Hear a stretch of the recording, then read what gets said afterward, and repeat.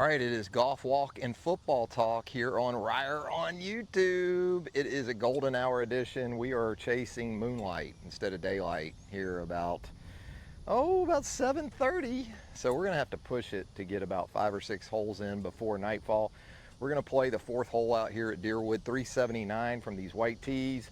Dog leg left. We're gonna talk some college football as it relates to some key injuries already in the Southeastern Conference that you don't like to see, primarily at the running back position. We'll talk some defensive line this evening too, because I was interested in that earlier today, thinking about best defensive lines in the Southeastern Conference, because when you think SEC football, it's kind of synonymous with war daddies, right? I know there's been a lot of Heisman Trophy winners, all that, but you look at the National Football League, you look at the draft picks throughout the years, defensive line. To me, that's been as defining to the SEC's success at the national level than anything else. All right, let's hit a tee shot. See what happens here. Give it a go, right? What the hey?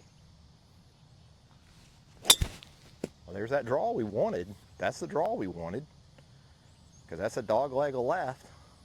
Yeah, we'll take that. Number 1 handicap hole here, by the way. So, need to draw it around that corner just a little bit. Can we scan out here? Getting a little buggy out here too at nightfall. Yeah, scan out just a little bit. And we walk. I've got this gimbal, you know, I'm not exactly a master with it.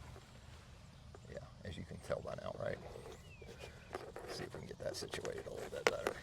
I think that's better. All right, so anywho, the aforementioned running back injuries in the SEC, Texas and Texas A&M, and you know, you kind of think about it and you think, well, both those teams got depth. Look at the way they recruit, you know. Well, that's true, but there's a couple of things you got to take into consideration, especially at that position, because you get to end of some of these seasons for teams, for offenses like Texas A&M is going to be this way, even under Mike Elko. They're not going run and shoot with the defensive guy. I call Mike Elko the George O'Leary of the next generation. Got some George O'Leary to him, I think. Defensive guy, you know, his teams are going to be physical, going to play with some edge. Fundamentally pretty sound, but going to be running back friendly. I'm not going to say centric, because you're going to have Connor Weigman as a quarterback at A&M, kind of like Texas with Quinn Ewers and even Arch Manning there in a depth role. You're going to think more about quarterbacks probably at both those places than anything else. But I think both those offenses want to incorporate the running back position, and you know, that's what makes this problematic, because first of all, you can say, well, you know, plenty of depth. Next guy up. Probably got 5 guys, you know, those places that you can just plug and play with. Well, it's only August the 13th, you know. Yeah, you can talk about next man up, but it's only August the 13th. And so you start having injuries this early at that position. By the time November rolls around, what is it going to look like? You know, seen it with Alabama just a couple of years ago. Ended up converting an outside linebacker and a wide receiver to running back, because you were essentially down to like 1 because of injuries. In Alabama, like A&M, like Texas, running back's going to have a place.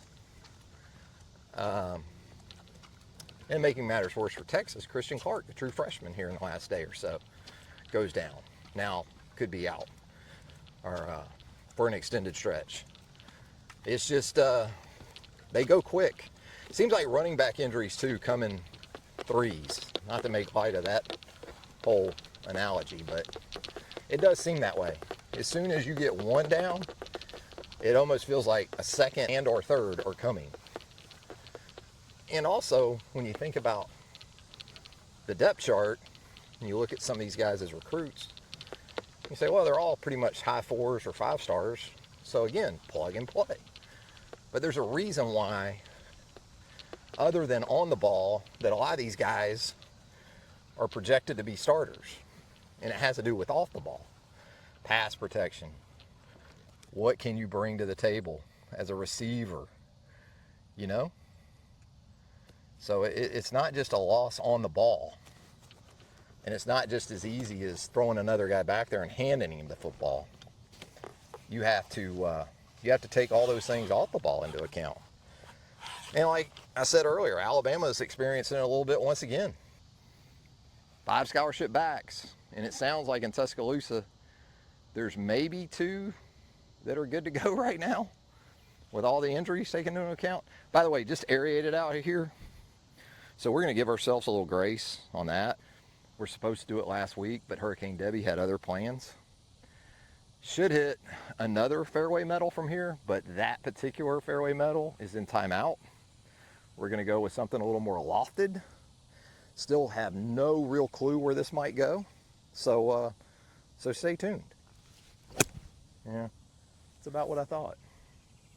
Kind of chunky and not a lot. Look at that. Even with the grace, I didn't give it grace. I got some sand, don't worry. But yeah, aerification out here, do a great job. Place is in great shape. It's that necessary evil with aerification. Got to do it. And this place will be healed up and rolling again here pretty quick. Like I said, they do a great job. Let me get some sand on that. That's not pretty. Oi. All right, here we go. All right, we're good. Okay, but yeah, the running back situation. I think Dylan Sampson's been out at Tennessee too. My reading is correct on that. So some beat up running backs around the Southeastern Conference. And also tonight wanted to talk about the defensive line around the league. Kind of interesting hearing some of the narratives in terms of what teams are anticipating, what defenses are anticipating. As far as strengths on that side of the ball, it sounds like Tennessee is really excited about their defensive front. Amari Thomas, James Pierce Jr. on the edge. Got some other dudes too. And that's with Tyler Barron moving on. Some of those guys. So that sounds promising for Rocky Top. Secondary's probably still going to be a concern. Ole Miss, with what it was able to do, especially in the transfer portal, and you bring back J.J. Pegues, and you add Walter Nolan from Texas A&M. Frontline-wise, Pete Golding's got to like his guys. Georgia is always going to be right there. Nazir Stackhouse, Warren Brinson, Mikel Williams, more of an edge guy.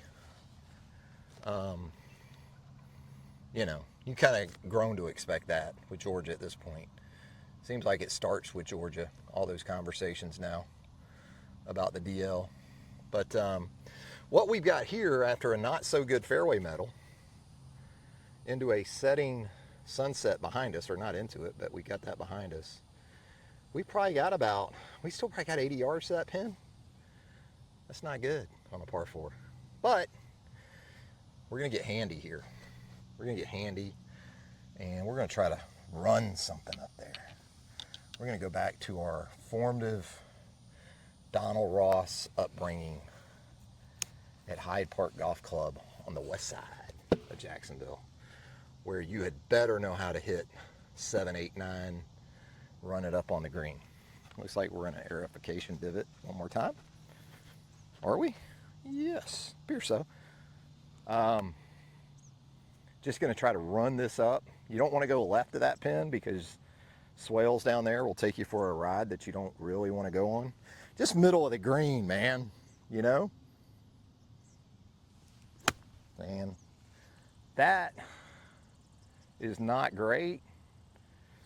And so we're going to be pitching up for par. That's what we're looking at. What about Alabama's defensive line, you ask? Yeah, because I said that about Georgia earlier, but it was the Crimson Tide for so long, right? That's right. I got the finger 10 glove. It's like 4 for 26. Another divot to fix right here. A little bit, yeah. That's where the line is always, or had always started. And I don't know if it's because of the change at the head coach level. It's like this automatic assumption that, well, everything for Alabama defensively is going off a cliff. Well, they bring back some guys. Now, big statistical production guys? No, but Tim Keenan's played a lot of football. Tim Smith's played a lot of football. Damon Payne has played some football. Jaheim Otis, 2 years ago, you were thinking, you know, that's the next Deron Payne. Quinnen Williams, maybe. Didn't really have that kind of follow-up year a year ago, but there's still plenty of potential there. There is a lot of depth. You got a guy like James Smith that a year ago was a big-time addition as a recruit. All right, so we got a little pitch here.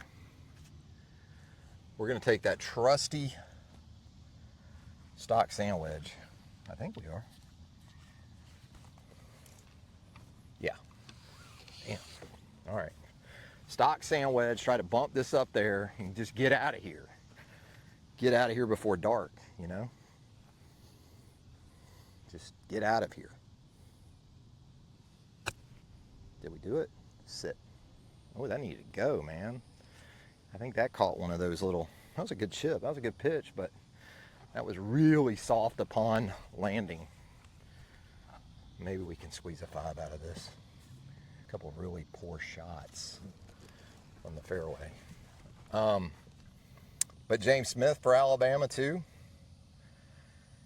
You know, you look at their change in scheme with Kane Womack coming in there, and that's going to make things a little different in terms of how they utilize their fronts. You know, we saw a lot in recent years of a couple of outside linebackers out there together pretty much all the time. Last year you saw it with not Will Anderson, but Dallas Turner and Chris Braswell. Year before you would see it with Dallas Turner and Will Anderson some. And so how's that going to look, you know, with Kane Womack in this change to the defense? Can we save a bogey? It wasn't a bad pitch. Make this and move on to number 5. That's all we're going to do. Oh no, just straight shoved it. Thought that was going to go left, and watching it, it went right. But it was fun talking football, talking some DLs. We didn't get into all the DLs I really wanted to, but I think we highlighted some of the main ones. Texas, obviously, going to be one to watch with Sweat and Murphy, the 2 interior studs, no longer around. Sark seems to have addressed some of that partially, at least, via the transfer portal. I think Texas A&M is still going to have a good defensive front, even with those departures. LT Overton to Alabama, Walter Nolan to Ole Miss. I think Mike Elko is still going to have some sort of foundational pieces to work with up front. But as always, we appreciate you joining us here on the channel. If you haven't as of yet, please feel free to subscribe, like, turn on those notifications. You'll get all of our content as it drops. That's it for the latest installment of Golf Walk and Football Talk here on Ryer on YouTube. Until next time, see ya.